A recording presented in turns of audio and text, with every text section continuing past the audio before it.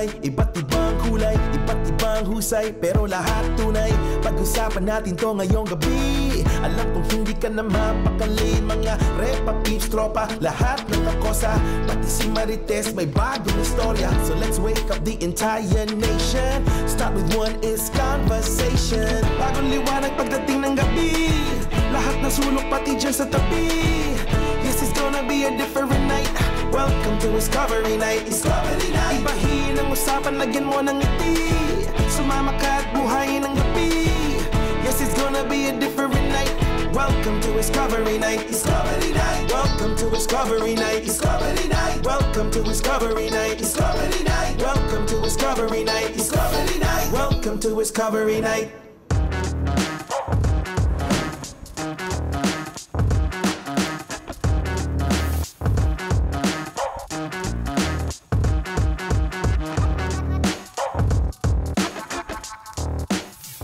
Hi mga Rema, mga Repa. Ready na ba kayo sa special treats natin hatid ngayong gabi? Sabi nila, third time's the charm. Kaya naman, manda na kayo sa mga pasabog namin ngayong Season 3. Welcome to Discovery Night! At sa ikatlo nating season, mas pinasaya at pinakwela ang mga is-conversation. At kulitan kasama ang ating mga bisita. Yan ang dapat ninyong abangan. Para sa ating new season, meron tayong new segment. Sa hirap ng buhay ngayon, gusto ko kayong tulungan sa mga simple hacks na essential at fundamental sa inyong mga bahay at buhay. Ito ang Isko 101. Back to school na, mga bagets. Siguradong meron sa inyo mga kinakabahan sa exams at mga quizzes. Ito ang foolproof student life hack para sa inyo. Ipahinga ang inyong mga mata, matulog ng maaga. Para paggising sa umaga, malinaw ang mata, tataas ang tsansa na makakopya at pumasa. Biro lang ho. Pero sa totoo, ang mabisang paraan para kayo makapasa, bago matulog, gawin ang asignatura, mag-review, at pagkagising, review ulit. Yan ang Isko 101.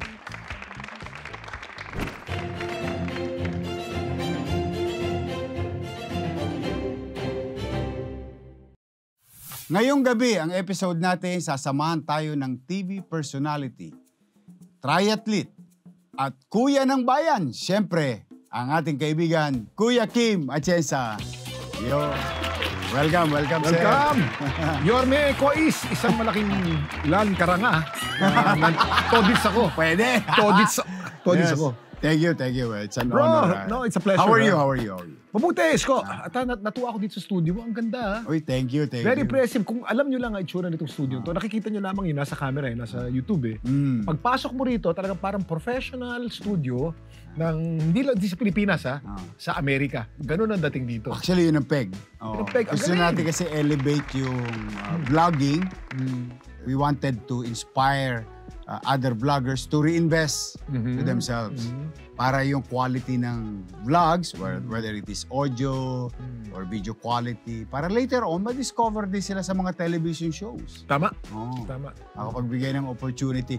Nako, Kuya Kim, thank you for joining in our Season 3. No? Ito, pangatlong season na namin. I'm happy. Bukod sa pagiging weather anchor mo, alam namin na ito kahit nung araw pa, nung nasa konseyo pa kami, talaga si Kuya Kim, lagi yung fit. Health buff yan. Medyo bodybuilder ako noon. Oo. So, siguro ikwento natin sa kanila. Si Isko kasi, matagal ko ng kaibigan to. Nung unang break ni Isko at unang break ko sa politika, magkasama kami Yes. sa City Council ng Maynila. Yes. That was in 1995 nandun ako at nagsama tayo. 98. 98 saka 2001. 2001. Yes. At, Then you retire in 2004. Then I retired in 2004. I got into television at nagpatuloy ka naman at dumawig ang karir mo. Awa At ng naging Yorme ka na ngayon na presidentiable. Ay, salamat sa mga taga-Maynila. of Pero course. isang bagay ang hindi nawala sa iyo, Yorme. Gwapo ka pa rin. Yun! Pwede, may asim pa. Okay, Kuya Kim. Yorme. Total, usapang health buff ngayon. May bago kami ngayon sa Season 3. Lahat ng guests, meron daw habang nagkukwentuhan. Dahil sabi nila, meron daw mga mukbang. So, okay. ngayon, alam ko naman, San Andres, marami nito. Laki tayo dyan, Yorme. Alam niyo, bata San Andres si Kuya Kim. San Andres Bukid. Sa Bukid. Ako, hanggang ngayon, doon pa rin yung ancestral house nila. Tama. Sa Amatista. Yung kanto doon. At saka, Yorme, parang ikaw, doon kasi sa atin, sa Tondo, tsaka sa amin, sa San Andres Bukid, pag nakikipaglaro ka sa mga bata roon, pag nakasapatos ka, hindi pwede, mamaliitin ka. Yes. Sabihin na, mayaman yan, anak mayaman yan. So, natuto ko magpaanon. Talagang nakapa ka. Kahit tumapa ka ng kahit na anong dumi, panindigan mo, ayos lang. Nagkakarera tayo sa palibot ng paikot ng kalye. Nakapaa. Bloke-bloke lang. Bloke-bloke lang. Saka sa Yunachi. Sa Yunachi chinelas ko. Kaya Kim, eto, Betamax, Ulo, Bituka, at saka Adidas. Okay. I hope magustuhan mo yan habang... Sinamahan mo pa ng gulaman, Brad. Hindi, sausawan niya. Sausawan mo. Kala ko gulaman. Suka. Ito ata may toyo. Ito plain suka. Plain suka? Okay. Hindi ka masyadong magso-soft drinks. Pareho tayo. Hindi ako mag-soft drinks. Ito, sagot gulaman. Sagot gulaman. Pero kami ni Kuya Kim, hindi kami mahilig sa sweet. Sweet drinks. Bawal sa amin na sweet drinks. Actually, may tip ako sa lahat ng mga subscribers mo eh. Kung gusto nyo mawala ng 3 pounds a month, steadily, forever, itigil nyo ang lahat ng mga sweet drinks. Talaga? Iced tea, mga processed juice, soft drinks. Pag tinigil mo yan at tubig ka lamang, 3 pounds a month permanently. So in 1 year, meron kang almost, 33 pounds. Na pwede mawala sa'yo. Basta mawala lang yung sweets. Sweets. Lalo na yung sweet drinks. Okay yun, bago yun. So, itong ginagawa mo sa showbiz, ito talaga first love mo no? Alam mo, ito hindi na marami din nakakalaw dito. Miss ko yan Alam mo yan UP time pa nandun ka nung nag-decide ako At nakita mo naman, si Papa was building me up to be the next mayor. Yes. Ayoko. Ayaw niya talaga. Ayoko talaga at the reason why I shifted to television, initially parang break lang, parang exposure. But it was my first love. Bro, the course that I took up in college, I film and audiovisual communications. Hindi para maging direktor. Ayoko maging direktor. Gusto ko maging TV star. Sabi ko niyo, artista, Kuya Kim. Ever since. At saka gusto ko talaga artista. Kasi, unang-una, inanong kami ng teacher namin, si Gigi Alfonso. Sabi ni Ma'am Gigi, who wants to be a director? Taas ang kamay. Kami nagtaasan. Wants to be an award-winning scriptwriter? Taas. Hindi ako nagtataas kasi hindi tinatawag yung gusto ko Mr. Atienza, what do you want to be? I want to be a TV star. Oh, really? That's very brave of you to admit that. Kailangan matapang ka kasi makapal ang mukha mo para sabihin yun. Bakit? Kasi noong 1983, 1984, para maging TV star ka, dapat ang mukha mo si Aga Mulak. Ang peg ng Isko Moreno, hindi ka naman nalalayo. Aga Mulak, Richard Gomez. Ako hindi naman ako pangit, bro. Hindi rin ako ganun kagwapo. Sakto lang. Yeah! Pero yung sakto, sa lalaki... Bato San Andres talaga Yung sakto, yun ang tumatagal. Hindi pinagsasawaan yun. Parang isaw. Ang isaw, hindi masarap. Hindi rin pangit ang lasa, sakto lang. Diba? So, ganun din ang mukha ko. Sakto lang. Walang lugar sa telebisyon noong 1980s ang sakto lang. So, kailangan ng mga tisoy talaga no? Tisoy matangkad, gwapo. So, alam mong ginawa ko noon, Chief? Nag-audition ako sa isang aerobics TV show. Okay. Muscles in Motion. Yun ang pinakauna kong break sa television. Kahit di ako marunong mag-aerobics, nag-aerobics ako para lamang mapunta ako sa television. On cam. Ayoko ng behind the scenes. Ayoko ng behind the camera. Gusto ko on cam. Yun.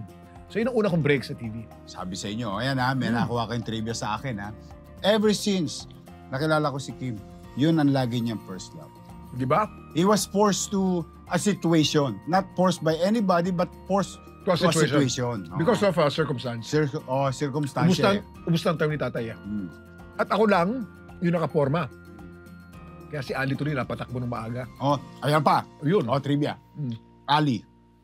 Alam nyo ba, si Ali, na kapatid ni Kuya Kim, anday lang kung ba't ako nakapag-asawa. Kay Daini. Kasi si Ali, Taekwondo National Team. Okay. Ever since, kuya ni Daini, teammate ni Ali. Saka kabrad. Yung sa TBBA. Yun. Taekwondo Black Belt Association. Yan, Gayon, doon sila kasama. So, one time, nandun kami sa restaurant sa Nakpil. pinakilala ako ni Ali. Finally, I found the best hair color for me. Caramel brown is one of my favorite hair colors. This is my leading lady hair color. Check out now and be at your best natural hue. Kuya Kim, congratulations. Ito, recent recognition from Philippine Space Agency. Gaano ba kaimportante ang magbigay ng ganitong klaseng news sa ating mga kababayan? Itong weather news. Kasi minsan sa Amerika o dito parang kalala joke lang eh. Yeah. But how is it important for every person to know the weather? Since my first year in ABS-CBN, nung namatay si Ka Ernie Baron, ako pumalit sa kanya sa weather. I was doing weather for 17 straight years, every single day. 17 years. Kaya nga, nakita ko pa lang yung hangin at alam kong weather system na nanaig, alam kong buwan. Alam ko na more or less kung ano magiging panahon eh. Kung uulan o hindi ulan eh. Natututunan yan eh. Di ba yung mga matatanda, pag inamoy nila yung hangin, alam nila kung uulan o hindi. Ang tawag dyan, petrichor. Sa atin, petrichor. Or the smell of stone. Petrichor. Sa atin, sa'yo sa Tondo, sa amin sa San Luis Bukid, ang tawag dyan, alimuom. Alimuom. Pag maalimuom, uulan. Uulan na yan. O tapos ng umulan. Either uulan o tapos ng umulan. Tama. Paano natin naamoy yan? Kasi doon sa mga lugar na inulan, may hangin, yung bato na mainit, sumisingaw, naamoy natin yan. So alam natin, kung umulan sa isang lugar, uulan sa atin. At kung katatapos lang ng ulan sa atin, amoy mo rin yung alimuom. At sabi ng mga lola natin, pag naamoy mo yung alimuom, sasakitan tiyan mo. Hindi totoo yan. Masisikmurahin ka. Hindi totoo yan. Sasakitan tiyan mo dahil gutom ka na. Maraming gutom sa atin eh. Pag gutom mo, talagang sasakitan tiyan mo. Pero how important is the weather? And the weather is so important kasi nung nagsimula ako sa ABS-CBN bilang weatherman, 2004, wala pang signal number 4 nun, Chief. Signal number 3, ang pinakamalakas na typhoon wind signal doon. Bihirang-bihira magka-typhoon signal number 4. Ang pinakamalakas na bagyo nun was only called the typhoon. Wala pang super typhoon nun. As time progressed, habang tumatagal, nagkaroon ng mga super typhoon. Hanggang nagkaroon tayo ng Yolanda o Haiyan. Ano naging basis nun? Yung global warming. elevate. Global warming. Hindi, elevate nung category. Sobrang lakas na ng hangin, sobrang laki na ng bagyo, they had to make a new category. Recently lang yan, siguro mga 10 years ago. They had to make a new category and they had to create the term super typhoon. At tinaas ang storm signal, ginawa ng signal number 5. This is perfect example na ang mga dagat natin ay umiinit talaga. At habang umiinit ang dagat, palakas ang bagyo. Yan o galing ng bagyo eh. Mas mainit ang dagat, mas malakas ang bagyo, mas malamig ang dagat, umihina ang bagyo. Okay. Yan. So, nakita ko yung importance, yung dati-rating weather na soft news, naging hard news na. Minsan ako first take sa news eh, dahil nga maraming mamamatay eh. So, naranasan ko yan ng todo-todo. Although now, sa GMA7, hindi na ako nag-weather news ngayon doon. And naka 17 years na ako, pwede na ako mag-retire dyan. Marami na ako ibang ginagawa. Yet, patuloy ang pagbibigay ko ng impormasyon doon sa Kuya Kim tungkol sa siyensya, tungkol sa kalawakan, tungkol sa trivia. Kaalaman. Kung yung kaunting kaalaman ko sa ABS-CBN ay Kuya Kim sa GMA7. And I featured a lot of mga tungkol sa mga meteorite, tungkol sa mga comet, tungkol sa mga black hole, white hole. Napansin ng Philippine Space Agency. Ang Philippine Space Agency ay katumbas ng NASA. Kung may NASA sa Amerika, meron PILSA dito. Sa atin. Ginawa ng batas yan eh. And they're quite, they're quite intensive. So binigyan tayo ng award. In appreciation. Congratulations. Thank you, Yorme, for being able to report anything about space. At tama-tama, meron din ako mga meteorite collection sa bahay. Hilig ko rin yan eh. At saka recently, talagang very aggressive ang mundo, ang mga bansa to conquer space, to know more about space. Yung nilaunch na yung bagong ngayon, yung telescope? Hubbard telescope. Basta may pinilaunch ngayon na telescope. Kahit mga black holes sa pinakamalayo, nakikita. At tas naging colorful na yung shots because of the power of the scope. Yan, may dami rin nakakain dito. Okay lang ha? Oo, tira lang tayo. Dalawa tayo titira dyan eh. Okay. Pero sa lahat ng show, lahat ng show na to, ano yung pinaka nag-i-enjoy ka? Hindi ko masabi. Apples and oranges. Kasi may TikTok clock. Tapos, yung ginag-guess ako. Yung nag-guess ako. Dapat alam mo. Yung TikTok clock, 11:15 to 12 o'clock araw-araw bago mag-eat bulaga. Yung dapat alam mo, 5:30 to 6:30, araw-araw, sa GTV at sa GMA. Tapos yan, pahinga lang ako ng kaunti. Mayroon ako segment na Kuya Kim ano na, sa 24 oras. Kung sasabihin mo, anong pinaka-paborito mo? Para rin kita tinanong, sa lahat ng anak mo, sinong paborito mo? Hindi pwede. Hindi pwede. Oh. Hindi. May iba-iba sa'yo. Sa TikTok lang, enjoy ako na, natatawa ako ng todo-todo eh. Magkasama mo si Pokwang at saka si Faith at saka si Rabia, nakakatawa eh. Para ako sa Itbulaga eh. Pag nakakita ko si Buboy sa si Betong, Tatawa ka na eh. matatawa ka talaga eh. Sa kakatawa mo, isipin mo, tawa lang ako ng tawa rito, binabayaran ako. Ganun na feeling ko ron eh. Binabayaran ako dito, nag-enjoy lang ako. Doon naman sa dapat, alam mo, meron akong purpose.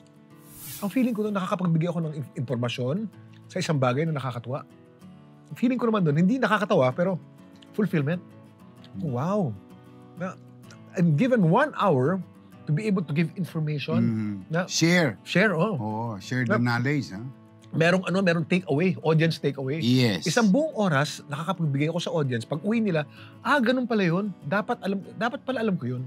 And in fact, Kim, share ko lang sa'yo, yung value nun sa estudyante. Ako na manonood, nung araw, nung kay Ernie Baron, pagka may sinabi si Ernie Baron, bukas topic ka sa school. Okay. Which I believe, nowadays, with what you're doing, Kuya Kim, ano na? Ganun din. Malamang yon hanggang ngayon, pinag-uusapan nyo sa eskwelahan. Kasi pag hindi ka nakapanood, balagong ka. Hindi ka kasali sa kwentuhan. With all these things that is happening, lahat, so lahat okay sa'yo kasi nag-i-enjoy ka, tumatawa, tapos nakakapag-share ka ng knowledge. Ano yung future dream project mo? Alam mo, sa sobrang saya ko ngayon, Yorme, magtuloy lang to, masaya na ako eh. Magtuloy lang to tatlong to, ng 15 taon, o 20 taon, hanggang mag-retire ako, kota na ako ron. Alam mo, to be given a second break, second wind, at 56 years old, Yorme, alam mo naman, matagal ka na sa showbiz. Pag 56, palaos na yan. Pag 56, ano ka na, parelax ka na dapat.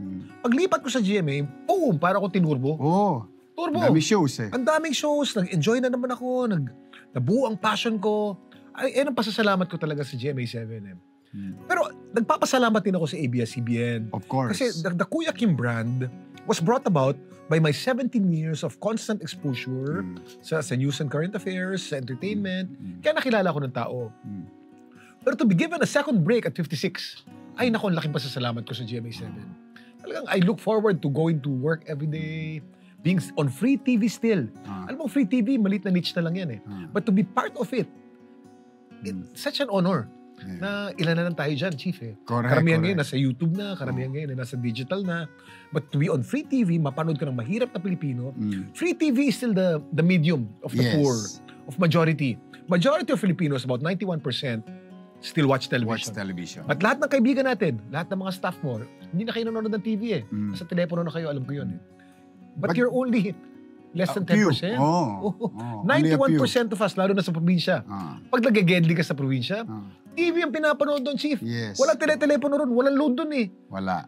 Kung magka-load ka, bibili ka, kakausapin mo yung kamag-anak ko sa Saudi. Gastos ka para manood. Sa free TV, wala eh. Sa free TV, wala. Buksan mo lang television mo. At saka, isang barangay kayo, nanonood kayo sa sari-sari store. Meron pang ganun hanggang ngayon. Yes.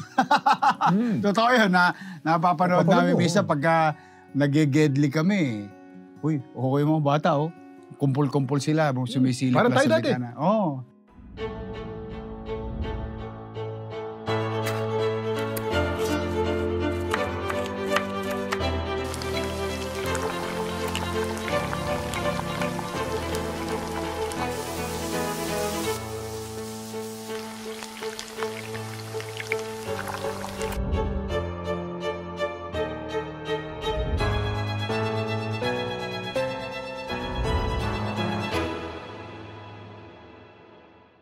Kuya Kim, successful ka sa professional career, and I do believe personally, as I have known Kuya Kim, successful ka rin sa married life.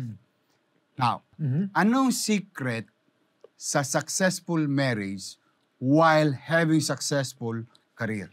Esko, mahirap. Okay. Akala nila madali yan. Ang pag-aasawa, marriage is another career. You have to think of it as a career. You never do autopilot a marriage. Pag inisip mo ng marriage, yan, kasal na kami yan, ayos na yan, autopilot na yan, yari ka. Pagkatapos sa ilang taon, may kakalas. Magkakagulo kayo. But if you think of it as a career and you put in your passion in your marriage, like your passion in politics or my passion on television, then it will work. Yeah. Day by day. Alam mo, day by day to, Chief. Alam mo naman si Feli, sweet yan, di ba? Mahal na mahal ka niyan, Chief. Nung sinabi ko may taping ko kay Swap, go. Malakas ako kay Peli. Sobrang lakas sa misis ko, sobra. Maniwala kayo. Pinaglulutuan pa ako noon. At campaign manager pa ni misis ko yan.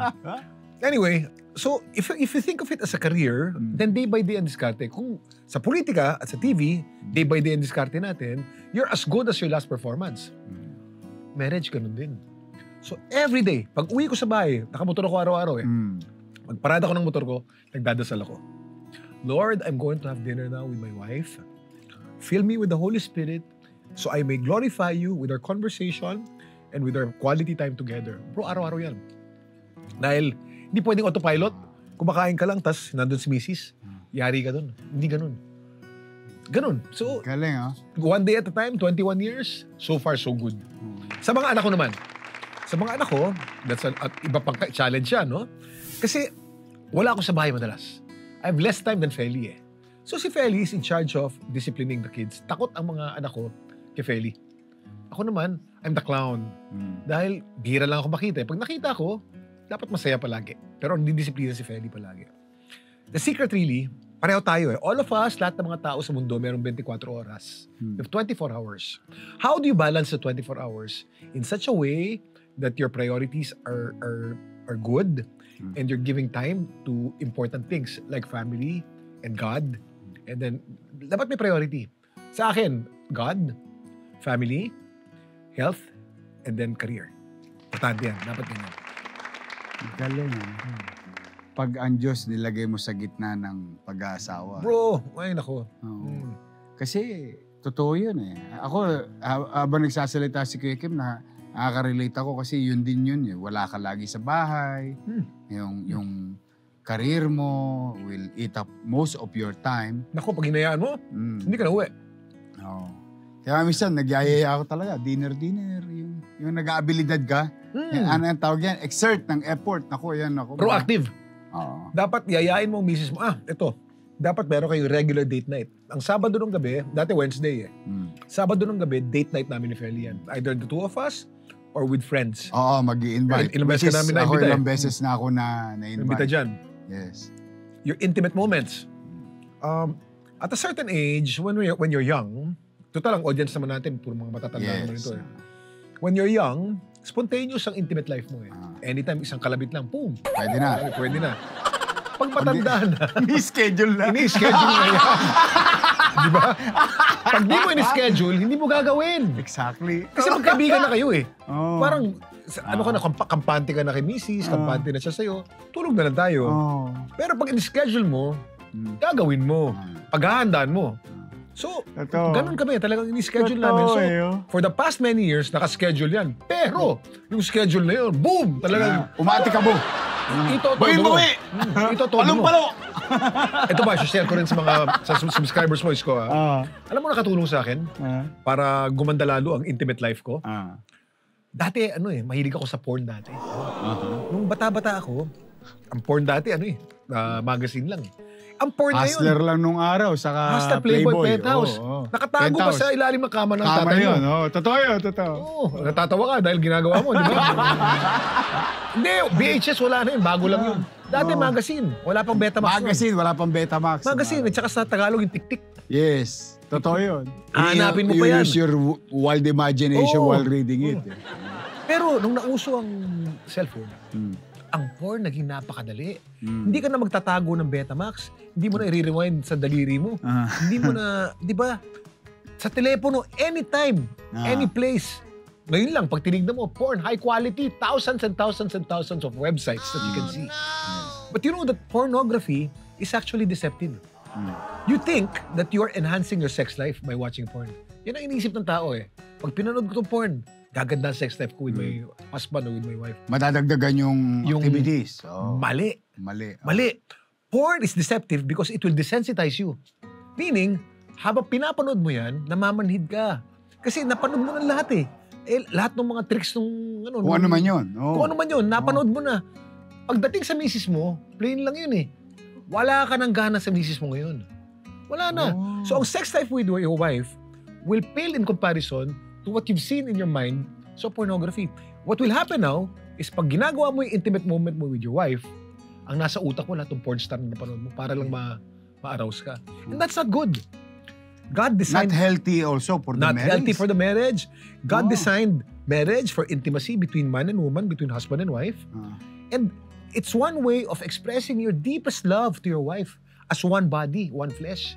Pag ang nasa utak mo yung porn na napanood mo, okay, may mga kilala pa ako nanonood ng porn para lang maka-function habang ginagawa. Dahil pag walang porn, hindi kaya.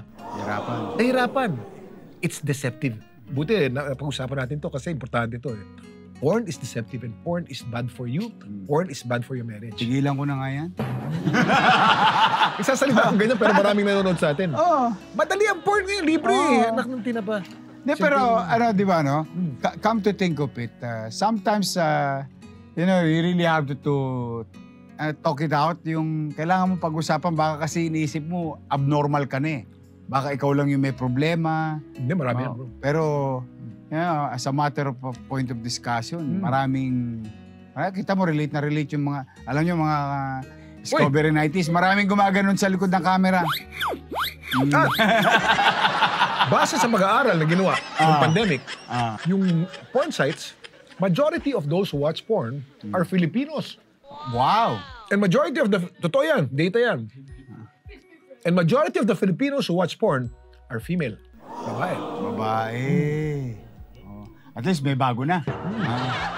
Lamang na kayo. The Energy Series generators from Powerhouse. Armed with a quick start system, equipped with a heavy-duty single-cylinder 4-stroke engine and its large fuel tank. Powerhouse Energy Series generators. Unlimited fun, unlimited possibilities, unlimited energy. Kuya Kim, doon sa life story mo sa magpakailanman, ano yung biggest life lesson na gusto mong i-share sa tao? Ang biggest life lesson na may bibigay ko sa tao, we are not in control. When I had my stroke, I had everything, bro. I had 4 shows. Ang show ko noon, Umagang Kay Ganda. Hindi ko binitawan kasi mahal ko yun eh. Umagang Kay Ganda. Ang showtime noon was sa morning show, 10:30 ng umaga. Meron akong Batanglawin at meron akong TV Patrol. 4. Sang araw? Hati-hati yun. Pero ang daily ko noon was Umagang Kay Ganda. Showtime, TV Patrol. Once a week ko yung Batanglawin. I was on top of the world, bro. And of course, I'm dependent on my voice, on how I look. Lahat yan. Biglang, all of a sudden, one morning, boom, stroke. Yung stroke, alam mo feeling? Wala lang, nagsisipili ako biglang, boom! The stroke hit the left frontal lobe of my brain. Nawalan ako ng salita. Hindi ako makapagsalita. Hindi ako makapag-isip. Hindi ko alam nasaan ako. Hindi ko alam ang pangalan ko. All I knew in my mind, I was in trouble. I tried to scream. Walang boses, bro. Nakahubad pa ako noon dahil sa banyo ko eh. Takbo ko around the house. Nakita ko yung mga kasambahay ko. Wala malabas sa boses. Alam ko yung nasa utak ko pero hanggang... Kasi depende ng stroke kasi depende kung saan tatama eh. Tumama dun sa parte ng utak ko that's in charge of speech, language, knowledge, and intelligence. Yun naman yung asset mo. Yun ang asset ko. Yun ang importanteng asset. Nung nasa ospital ako, nasa ICU ko, sinign language kong misis ko, ikaw nang bahala. Akala ko wala na akong trabaho. Kung gagaling man ako rito, utal na ako. Awa ng Diyos, gumaling ako, chief. So I prayed to God. I prayed to God and I told God, sabi ko, Lord, Jesus Christ, if you make me well from my stroke, I'll be the healthiest Kim I can be. And then pinagaling niya ako. That's when I started running, swimming, triathlon. Naging triathlete ako. And then 3 years after my stroke, I was the healthiest I can be. Nag-sign up ako sa first full Ironman ko. Ang Ironman is a 4-kilometer swim. Okay. And then a 180-kilometer bike. And then a 42-kilometer run. I was so fit, alam ko matatapos ko ito ng mga 11, 12 hours eh. Ganun. In the middle of my training, na-paralyze ang kamay ko. Na-paralyze ang paa ko. Nagkasakit na naman ako. At yung sakit ko, it's a rare disorder called Guillain-Barré syndrome. 2013 to eh. That was the time, Yorme, when I said, Lord, ikaw na bahala. Hindi ko na kaya to. Hindi ko alam kung anong, binigyan mo ako ng stroke, pinagaling mo ako. Ngayon magaling na ako at healthy na ako. Pinaralyze mo. Ano bang gusto mo? Umiyak ako sa ICU. Ano gusto mo? And then pumasok yung biblical verse. My grace is sufficient for you. My power is made perfect in your weakness. Then I realized, hindi ako. It's really, the fact that you've forgiven me, that you're gracious to me, that you died for me, ayos na yan. Lahat bonus. And then, gumaling na naman ako. Ang bait ni Lord sa akin, sobra. Galing. Yun lang, Diyos lang, sapat na eh. Naman. My grace is sufficient for you. My strength is made perfect in your weakness. Therefore, I shall gladly boast of my weakness because God's strength lies on me. Anong legacy gusto mo maiwan, Kuya Kim? Na si Kuya Kim, napanood ko sa TV at ang dami kong natutunan dyan. That I want to be salt and light. Si Kuya Kim, napanood kong buhay niyan, mahusay na tao yan. Mabait na tao. That I can attest. Oh. Mabait na tao yan. Oh. Marami akong natutunan dyan sa TV. Yun ang gusto ko. That's nice. Okay! Hindi po pwede matapos ang conversation natin ng walang challenge para sa ating mga bisita. Kaya naman, maglalaro tayo ng Bomba Labs o Totots. Madali lang itong game na to. Babasahin ko lang mga ilang statements o questions at kailangan sagutin ni Kuya Kim ng Bomba Labs ba yun? Kung false at kung Totots o Totots kung true ang mga ito. Jika, Kuya Kim? Gina G. Okay. Yung dalawang choices mo. Okay? Unang tanong. Masungit ba si Kuya Kim sa personal? Dalawa. Depende, no? Bende. Minsan masungit ako. Pagod eh. But most of the time, mabait ako. May mga pagkakataon na masungit ako. Lalo na pagka yung sa gitna ng trabaho, tapos magugulo ka. O kaya, kasama mo yung pamilya mo. Biglang magugulo ka. Tao lang tayo eh. I would say, 80% of the time, Okay. mabait ako. Accommodating. Pero 20% of the time, minsan, tao rin ako. Minsan eh, nagsasnap din ako. Sinasabi ko, teka muna. Pero never ko siyang binabastos sa mukha niya. Humihindi lamang ako. Ganun. Normal yun. Pero totoo yun. Yung katulad yun, yung ganong ka-hectic, maga pa lang gising ka. Alas 6 ng umaga yung show, 5:30 yung show. So call time mo nun, alas 3, alas 4. Tapos dire-diretso ka. Tapos puro ka basa. Tapos puro ka rehearsal. Ano naman yun? Kumbaga... Normal lamang. Normal. Very normal talaga. Okay. Ito very controversial to lately. Na-open ka ba doon sa drug performance ni Pura Luca Vega? Of course. Sino ba naman ang hindi? Alam mo, may kasabihan tayo, we are to love the sinner, but hate the sin. Okay. Actually, happy ako doon sa ginawa ng City Council of Manila.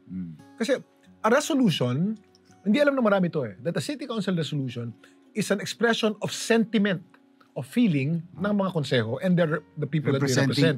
They represent. Correct. Majority of Filipinos were offended by what Pura Luca did. So therefore, yung City Council resolution, sentimiento yun eh. Wala naman legal bearing yun na bawal siyang pumasok ng Maynila. Pwede siya pumasok anytime. Pero, ang syudad ng Maynila ay galit sa kanya. At hindi ka welcome. Kasi naman, ang sentro ng Nazareno ay nasa Maynila. Yung mga Nazareno, kilala natin yan. Galit lahat yan, Chief. Galit yan. Ay, naku. Ang payo ko lamang kay Pura, huwag siyang pumunta sa Quiapo. Naku. Pag nakilala siya ron, ang mga Nazareno, kilala ko yung mga yun. Yung sinabi niya, yung ginawa niya art, tama. No question. No question. Art is art. Art can be offensive. Art can be inspiring. Art is artifice. What you see in life, you may do by any medium you like, at ang medium niya is drag. I respect that. He or she is an artist. Art yung ginawa niya. But his art is offensive. Art, even if it's art, can be offensive. And it offended most Filipinos because most Filipinos are devout Catholics or Christians. Yes. So yun. Yung sinasabi na, this is art. Of course it's art, but it's offensive art. There is good art, there's bad art, there's inspiring art, and there is offensive art. Yung pagkanta niya ng ama namin sa ganung paraan is offensive art. And pag in-offend mo ang relihiyon ng isang tao, malalim yan. Kasi si Jesucristo, yung ama namin, dinadasal natin yan pagka malungkot tayo, pagka nag-iisa tayo, pagka nasa bingit na tayo ng kamatayan, pagka namatayan tayo, pag may pinagdadasal tayo, yan ang dinadasal natin eh. At ganun ang ginawa mong pagkanta, it's offensive. Masakit. The Lord can defend himself, He's God. He can strike anyone dead. The Lord is forgiving. Of course, pinako nga siya sa krus, pinatawad pa rin niya yung mga pumako sa kanya eh. But yung mga taong pinag-usapan natin dito, people are offended. Yes. Because Nasa it is sanlibutan. offending. No? Offended? Totoo, offended. No. Totots. Totots. Offended. Totots.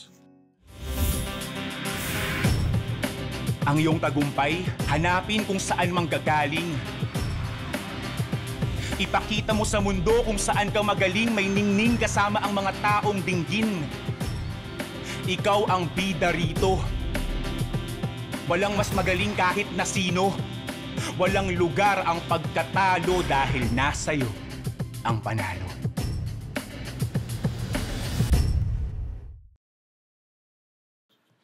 Frustrated na artista nga ba si Kuya Kim? Of course, man.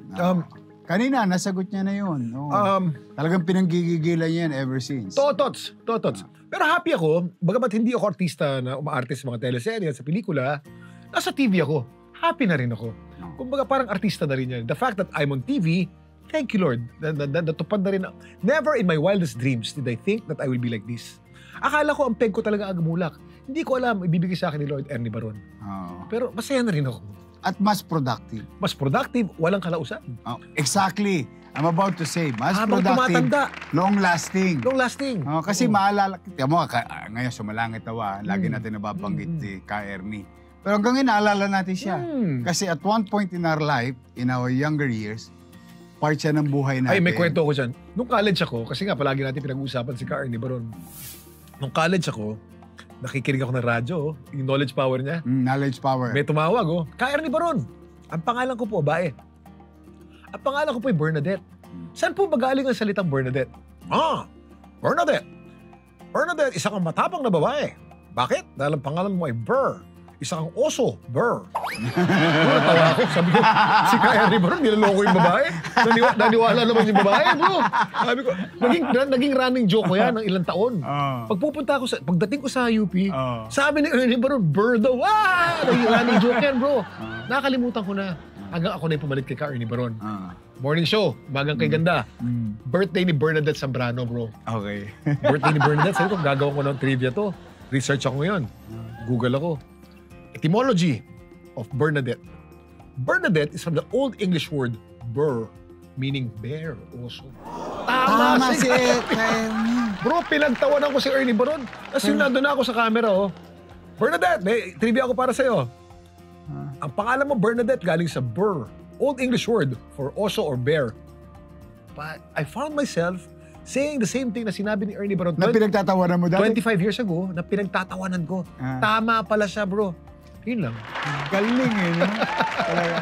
Okay, total talagang gusto mo maging actor before. Ito, tingnan nga natin. Paano mo sasabihin to movie line? I deserve an explanation. I deserve an acceptable reason.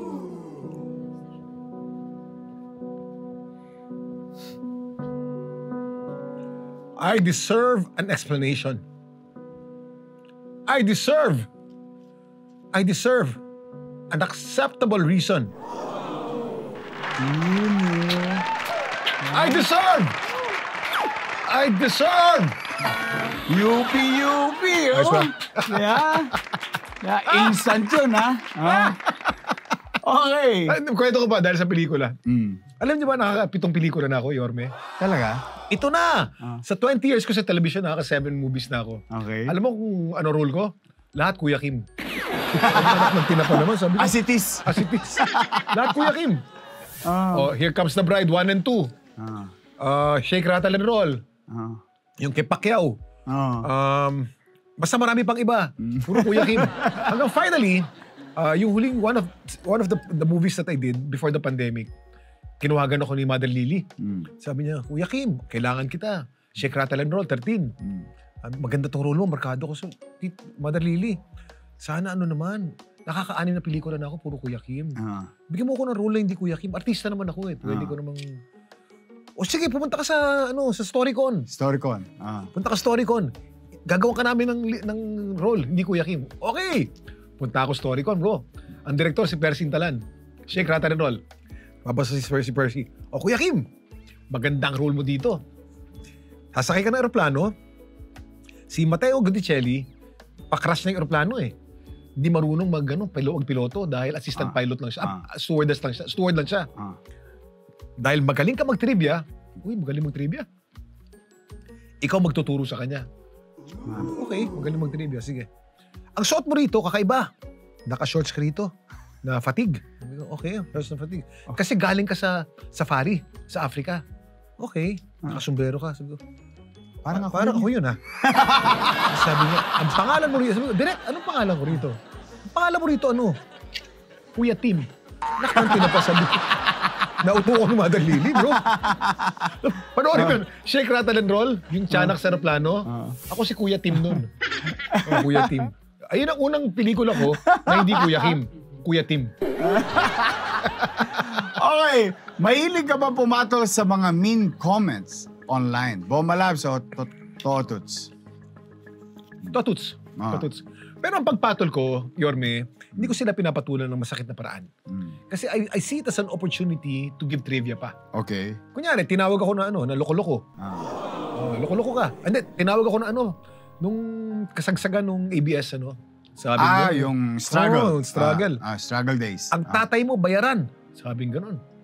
Sabi ko, opo, ang tatay ko po talagang bayaran.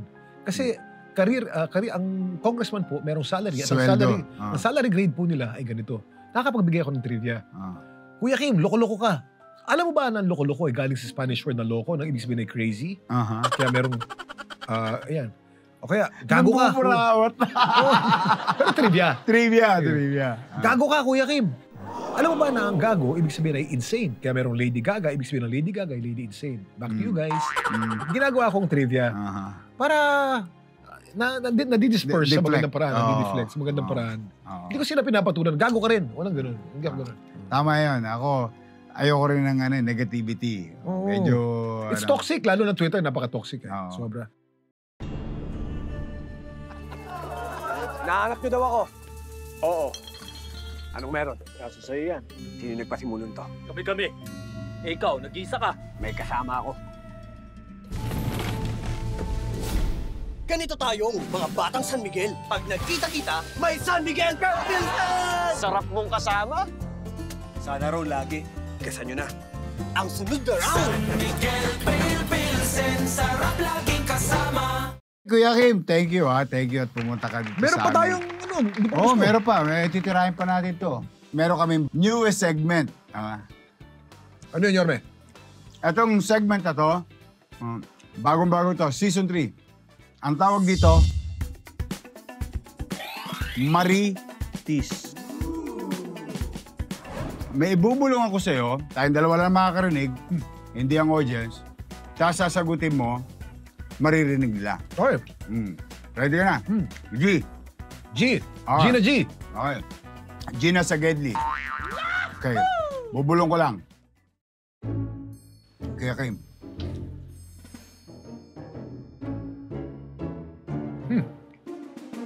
5 times a week.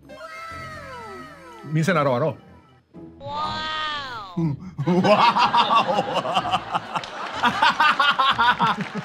Pati ako na sasagot eh.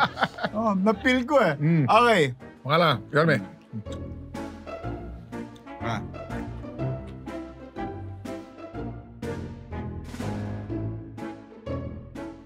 Hindi. Talaga? Over my dead body. Yun! Ako, Diyos ko. Nako. Ayaw. Mga rema. Ayaw ko yan. Ako. Categorically. Nasabi ko na yan ng ilang beses. Categorically. Kami lang nakakalam ni Kuya Kim. Next.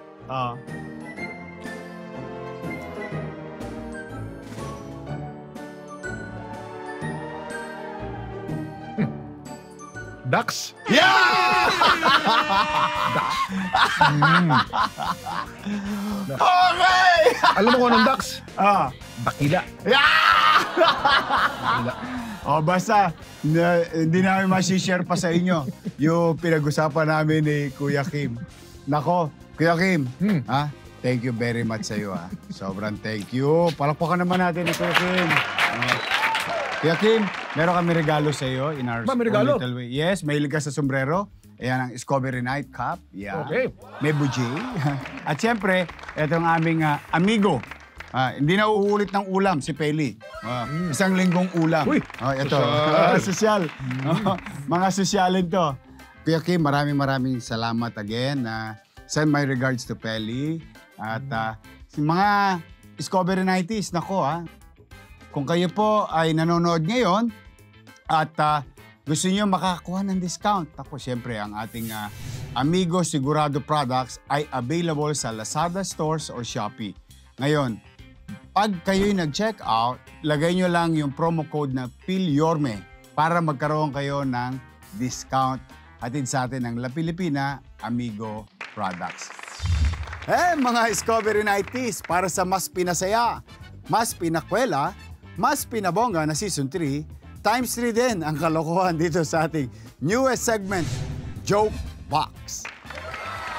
Every week, kasali kayo sa mga biruan. Mga repa, mga rema, baka kayo naman ang susunod na Joke Box King or Queen.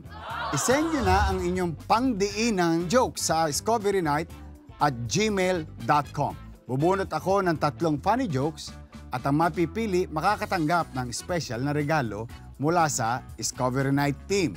So ano pang hinihintay ninyo? Send in your funniest hits para makatanggap ng gifts. Itotodo na natin ang Laugh, Laugh, Laugh dito sa Discovery Night Joke Box. Kaya Kim, meron ka bang gustong i-promote? Yorme, maraming salamat for guesting me. It's such a pleasure. Napakasarap po mag-guest dito. Napakabait ng tao, napakaganda po ng equipment, magugulat kayo. At of course, masarap kausap itong si Yorme dahil matagal ko na pong kaibigan to. At maraming salamat sa lahat ng sumusuporta sa akin for the past 20 years na ako po yung nasa telebisyon, nasa online o kung saan mang platform. Maraming salamat po. Ako po ay tinutupad ko lamang ang matagal ko ng pangarap sa buhay na mapunta sa telebisyon. At sana po ako po ay nakapagbibigay ng kaalaman at ng karunungan at ng value sa inyo pong panonood sa akin. Pwede niyo po akong panoorin araw-araw, 11:15 sa TikTok Lock. Kasama ko po dyan si Pokwang, si Rabia Mateo, si Faith Da Silva at si Jason Gainsa. At si Nino Mulak, bago naming cast member. Gumugulong-gulong. Nakakatawa nga eh. And then of course, dapat alam mo na nasa GMA na po ngayon. Kasama ko po dyan si Susan Enriquez at si Patricia Tumulak. 5:30 to 6:30 p.m. araw-araw. At of course, 24 oras. Sa 24 oras, meron po tayong segment dyan na Kuya Kim, ano na? Maraming salamat. Thank you very much po. Kuya Kim, maraming salamat ulit. At sa inyo naman po, mga Discovery Nighties, I hope nag-enjoy kayo. Marami tayong mga trivia ngayon kay Kuya Kim na ngayon nyo lang narinig. Pati yung mga personal naming alam sa isa't isa. Hanggang sa susunod na Friday. At kung kayo po hindi pa subscriber ng aming channel, please do so. And if I'm not asking too much, please click the notification button para lagi kayong updated sa mga uploads ng Discovery Night. So muli, maraming salamat. Mag-iingat kayo. I love you. Ang mga Discovery Nighties. Good night.